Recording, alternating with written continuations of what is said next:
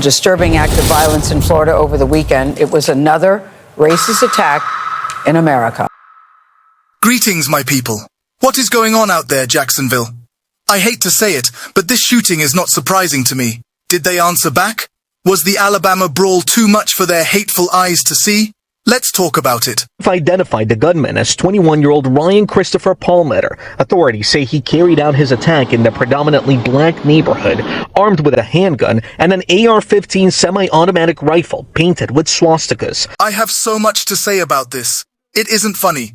This guy was fat and sloppy, yet organized and confident enough to write out 3 manifestos to his parents, the media, and federal agents, then go outside and follow through on his plans. At 1:18 p.m., he texted his father and told his father to check his computer after the shooting that the shooter had authored several manifestos, one to his parents, one to the media, and one to federal agents. Let that sink in. And he accomplished all of this under his parents' roof. What was his relationship like with his parents? Did they see any changes in his behavior leading up to this event? Better yet, did they know his true feelings toward black people? I'm not a racist, but plenty of white parents have dropped the ball at this part. They seem to never know their children, who they are, how they feel, and what they're into. Frankly, they never know what is going on in their home. He was a 21-year-old man. Did he have friends, a job, a career interest, anything? I'm sad to say it, but many black families are taking cues out of their book regarding privacy in their homes and raising children in general. I'm being honest. As long as you are in my house, there is no privacy. And when you're 21, the conversation shifts to, what are you doing today? What are your plans? How can I support you in this next stage of your life as a young grown man? But no son of mine will be sitting around long enough to spew their hate on a computer screen while planning to kill people. That there are 2 male victims and 1 female victim. All of the deceased victims are black. Is this his parents' fault? No. Am I judging? No. But 3 black people lost their lives due to hatred. Portions of these manifestos detail the shooter's disgusting ideology of hate. Plainly put, this shooting was racially motivated, and he hated black people. He wanted to kill. This is insane, a total disregard for human life and humanity. This was a weak man. It makes me think of that movie with Ice Cube called Higher Learning. This is how it started. You see that ass?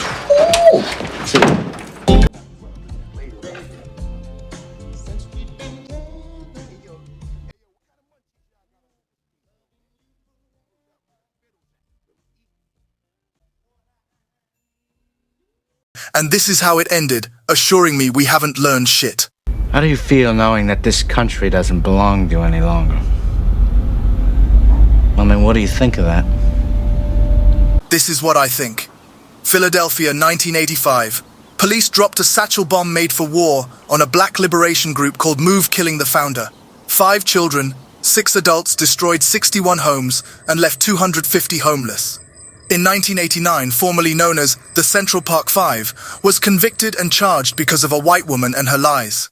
I think in 1991, Rodney King was almost beaten to death. And in 1998, white supremacist John William King and 2 others abducted, beat and chained James Byrd Jr. to the back of a pickup truck, then dragged his body down a country road. In 2014, Akai Gurley. 2015, Sandra Bland. 2016, Philando Castile. 2018, Stephon Clark and Botham Jean. 2020, Breonna Taylor. And in 2021, Daunte Wright, plus 29 more. Which brings us to present day. They have always showed their true colors and flat-out hatred for us. Black man, what are you refusing to understand? No one is coming to save us. Don't realize how far down the drain America's gone. And that we can agree on. Another thing I want to touch on quickly, this is another story family where he too had a father in the home. What is going on, my brothers? Are fathers abandoning ship? Are we there and still not making a difference? I don't know them. I don't know this guy's father. But let me say this because I could really get into this. When a man is his own God, we become in trouble. Before I hear all about the good fathers, obviously I'm not referring to them. However, one bad apple wreaked havoc here for 3 black people and their lives. I'm going to leave that there. Let's continue. Is now urging Florida lawmakers to take action in the wake of this shooting. In a new statement, she says, quote, after the Buffalo massacre, New York took action to curb gun violence and prevent these acts of terror. Oh, really? I hate to be the bearer of bad news, but it's been 351 mass shootings this year, according to ABC News. I fully believe in the Second Amendment, the right to bear arms, and the most crucial part, that the government cannot infringe on it. You see, they always talk about enhancing gun laws and what kind of guns people don't need, but this guy brought his guns legally and was a model citizen. The Sheriff's Department says the shooter purchased his guns legally and there were no red flags, even though he had been involuntarily committed for a mental health examination in 2017. I'm not saying this should automatically disqualify someone.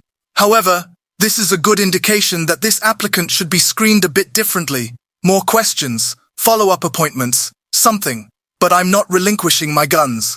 That is my right. Every human being must be able to protect themselves at all times, especially seeing how a civil war may be fast approaching. Matthew 12:43. When an impure spirit comes out of a person, it goes through arid places seeking rest and does not find it. Then it says, I will return to the house I left. When it arrives, it finds the house unoccupied, swept clean and put in order. Then it goes and takes with it 7 other spirits more wicked than itself, and the final condition of that person is worse than the first. That is how it will be with this wicked generation. That is biblical, that's the word, and that is America. It's another point I needed to speak on before I go. And man, doesn't it be your own people sometimes? Why we must call out this tomfoolery every time. So DeSantis gets booed.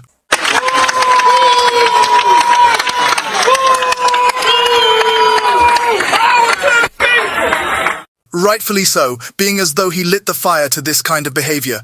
But it's the reeling in of the black people that really pissed me off. Ron DeSantis earned every boo he got, but since he shows up with a sorry for your lost bag, black people are what? Supposed to kiss his feet? This black woman is doing us no favors by showing solidarity to an enemy that frankly doesn't care about black folks now, and certainly not our ancestors that came before us.